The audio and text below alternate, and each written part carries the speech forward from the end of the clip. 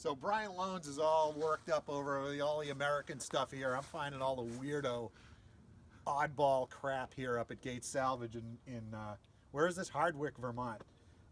This is a Datsun Roadster. This was the predecessor to like the 240Z. This was really the first sports car that Datsun marketed here in the United States. These are very cool cars. This is pretty complete. I mean, it's got a good hood. Even the rear quarters aren't rusted out. It's got a luggage rack on it, and the cool thing is it's got this steel kind of vinyl texture hardtop on it that just unbolts or undoes with these little latches here. That easily worth $500 if you wanted to haul this thing home. The doors are complete. These cars rusted at the factory. It is shocking. The jacking point is still good along the rocker points. The rocker panels are in good shape. I mean, this is a complete car that needs, fenders and needs some attention. But somebody was doing some things to this car. This thing is, this is fabulous. I love it.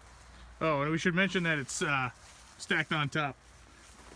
Yeah, it is stacked on top of other cars. Of an Oldsmobile. So if you need to get it, you're going to need to get a front loader in here.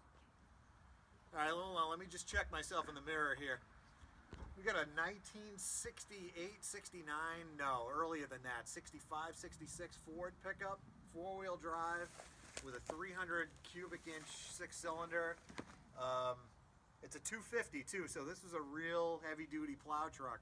It must have been amazing trying to push all that snow with that six-cylinder in here.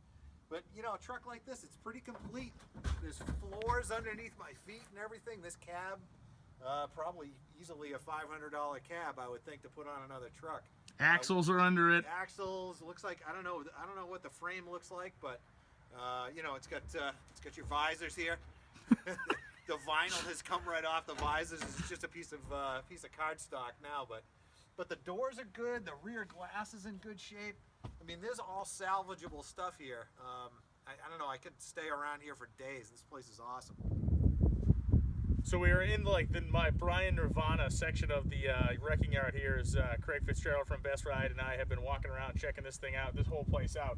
One of the neatest trucks we've run into is this big giant old dump truck, which I believe is an international. I think it's like a KB4, maybe KB5. The crowning glory of this truck is right down here in these wheels and what the hub says. It says four-wheel Coleman Drive.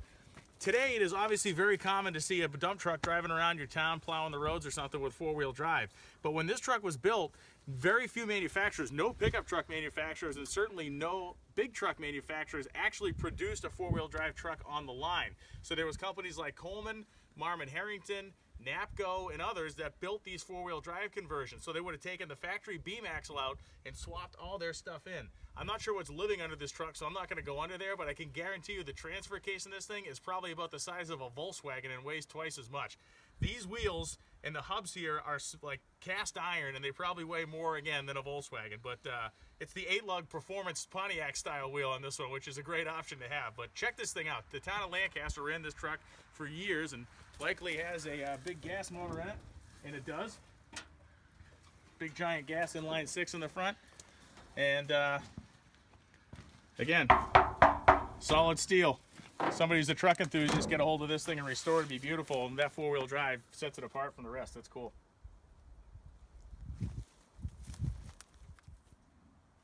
So we're here at Gates Auto Salvage. There is tons and tons and tons of cab over stuff here, but there's two of these Jeep forward controls. This is an FC170. Looks like it had a beacon on the roof, big sort of home-built plow frame on it. This was a plow truck at one point or another, and this thing must have been a real adventure to plow with. Although you could probably turn it around in somebody's driveway without having to back up, because these things had a really tight turning radius. Got a Charlie Daniels Band sticker in there with no radio to accompany the bumper sticker, but very cool little truck. I'd love to own one of these things. This is my favorite forward control truck. There's a bunch of stuff in here. There's a bunch of Corvair vans. There's a D100 way over in the corner. There's a Falcon van, Ford van, cab over little van. Very cool stuff here. I love this place.